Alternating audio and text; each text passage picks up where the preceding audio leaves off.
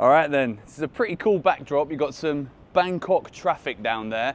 Yes guys, welcome back to another video. Welcome to the George Benson football channel for your Nottingham Forest versus Chelsea Premier League preview. Saturday, early kickoff. If you want to get ready for the watch along, make sure you guys are subscribed to Shootout. I'll leave a link in the description.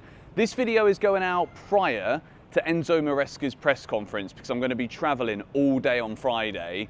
And I wanted to make sure we got this one out there because international breaks, you guys have been missing the Chelsea, I've been missing the Chelsea, and this is a perfect opportunity for us to get back in towards the top four places because Nottingham Forest, they're talking about sacking Ange Postecoglou. For me, we've got to start with this because Ange Postecoglou versus Chelsea is a great recipe for success. In the past, what's Ange gonna do? There's been a lot of talk that potentially, even during this international break, after what, 7 matches, 8 matches, Marinakis, the Nottingham Forest owner, was even contemplating sacking Postecoglou already. Now, I'm delighted that he's not done that.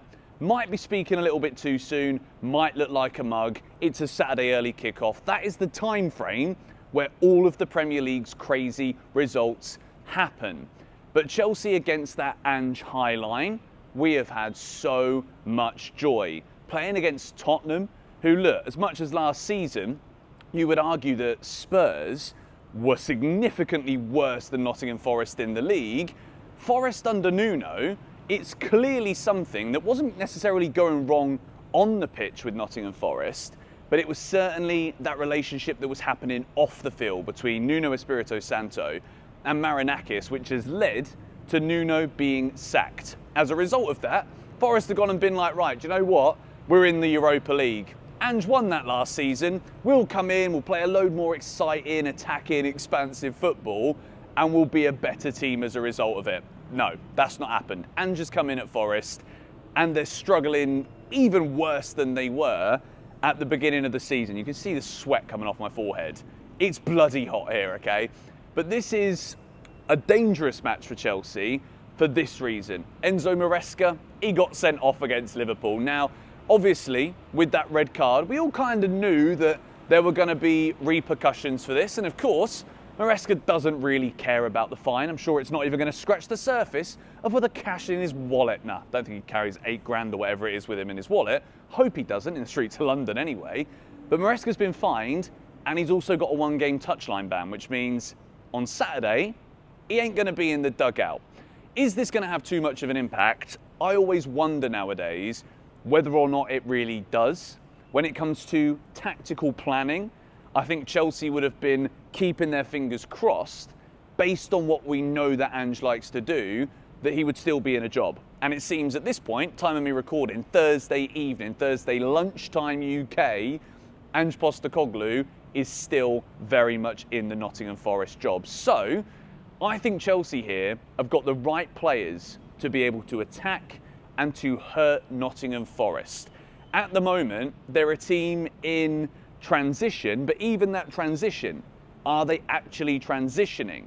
Will Ange actually just go, you know what, in order to save my job here, I need to let these players go out there and do what I know they're actually good at, not what I think they should be doing, not how I want them to play. Because clearly, Ange has walked into a job here where there's chaos going on around him, chaos going on at ownership level, that has to be transcending down to those players. Transcending usually, we're going to hold that thought there for a second. You know what I mean, right? But Chelsea, as I said, I'm recording this before the Enzo Maresca press conference. So maybe when I build this team, it's not even possible. Maybe we've got new injuries. Maybe certain players who have been traveling a long way aren't going to be ready for this game.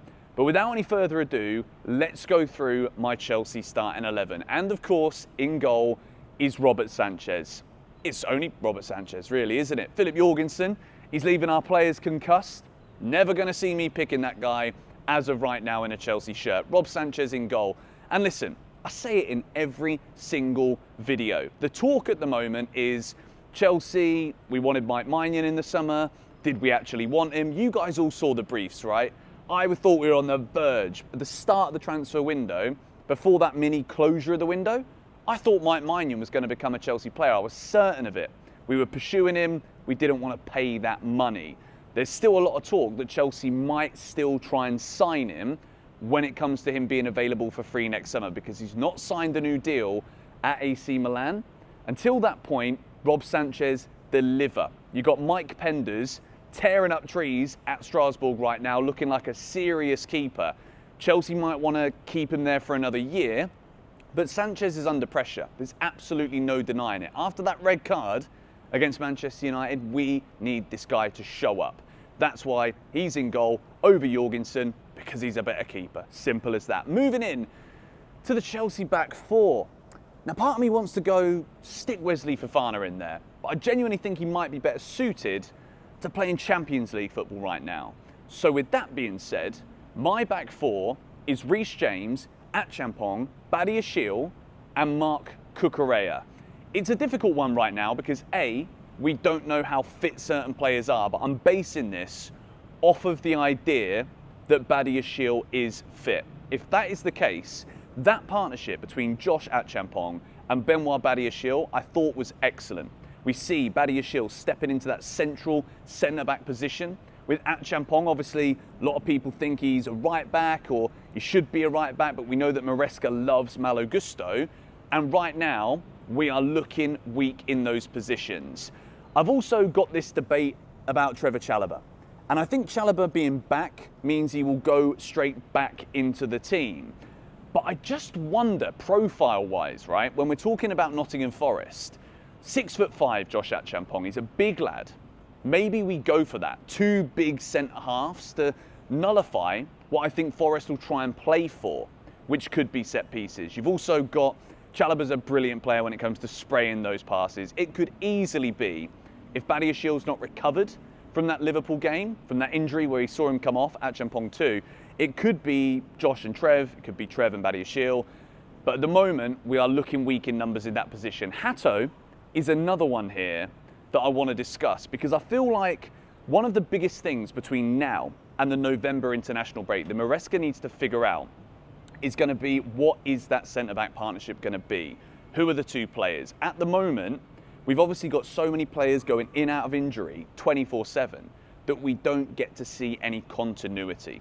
Chelsea have been struggling. We've conceded a fair amount of goals this season, and we've looked shaky at the back ever since match day number 1.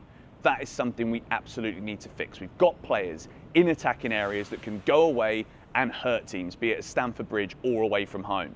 So now it's about finding that partnership. And as much as obviously I don't want to just shove Trev under the bus, I love Trevor Chalobah, you guys know this, right? I think Josh deserves it. And I think maybe between Badiashile and Josh Achampong, that is the best pairing that I have seen in the centre-back positions since the opening day of the season. And there's one common denominator there. Josh Achampong's playing. Let me know your thoughts on this in the comments down below. Moving into a midfield three. I really want to see this. Lavia, Caicedo, Enzo Fernandez. Based on what we saw at Tottenham away last season, where these three players all started together, when you play against an Ange Postecoglou team, you don't necessarily know minute by minute, word for word, what you're going to get, right? But you get a good idea as to what it's going to be. Now, I think these three in the same team give Chelsea the most balance. It gives Caicedo the ability to step in a little bit more, to win the ball earlier. Lavia is kind of that last line protector, so that we don't even need to let it get to the defence. Caicedo can step up, tackle on the front foot, which is where he's at his best, and it gives Enzo Fernandez that licence to get involved with the attack. Now, a lot of people debate about where they want to see Enzo. Do you want to see him as that deep line playmaker? With Lavia and Caicedo in the team with him, I think he's better as that box, crash in, entering into the final third, making those killer passes, because Lavia can make those line breakers. Caicedo will make sure that nobody gets to put us in defensive positions, and then Enzo can make that final ball. And that is where we move into my attacking three. Now, I think this is a tough one, because I think against Nottingham Forest, it might actually be better to get that Neto pace in behind. But there's one lad that I just cannot keep out of my Chelsea starting 11s, and that is Estêvão Willian. So Estêvão is on the right, João Pedro up top, and it's between Garnacho and Neto for the left wing for me. I am going to say that we start with Neto on the left right now. I think it could be Neto or Gittins potentially on the left. I think that suits playing against Forest a little bit more if we get that Nottingham Forest team that is just going to sit back the way that they did under Nuno. I just don't see Ange doing it. I really don't. I think he's going to die on the sword whatever football club he's at, right? So I think this is going to hurt Forest. If you've got Neto there with that explosive pace, and then you've obviously got Reece James there and Estêvão on the right-hand side, I want to see Reece stepping up a little bit more, not necessarily getting right up to the byline in the final third, because that's how he's not been injured in 2025, is getting him into those, just inside the opposition's half, the ability to play those balls over. Obviously the striking position right now, Marc Guiu got minutes for the under-21s for Spain during the international break. Lots of people thinking maybe Marc Guiu could hurt Forest if we were to go with a 4-2-3-1, potentially then seeing João Pedro drop into a number 10. So many question marks right now. I think Garnacho's not been playing badly. I just think Neto can hurt Nottingham Forest, I think, on that left-hand side. With Estêvão, he's got to play. For me, he's absolutely got to play. Obviously, long trip back with Brazil. He scored 2 goals, his first 2 Brazil goals, and then Brazil were very poor in the friendly against Japan, and he wasn't the best in that game. But hopefully he's going to be ready. This could also be one of those games where we see Estêvão introduced off the bench. It could be Garnacho left wing, Neto on the right. So many different options right now. And this is such an important time in Chelsea's season. This is a must-win game, really, because the Liverpool game, as I said in yesterday's video, opportunity to springboard from that. Let's get that win, take it forward and move with it. Let's go on a run. Let's get some big results. Let's get ourselves back in to some sort of conversation at the top of the table. So, hope you guys have enjoyed over my left shoulder, seeing some Bangkok traffic jams as the sun sets. Look at this, right? You guys wonder why I love Bangkok and I lived here for like 5 months. This city is absolutely unbelievable.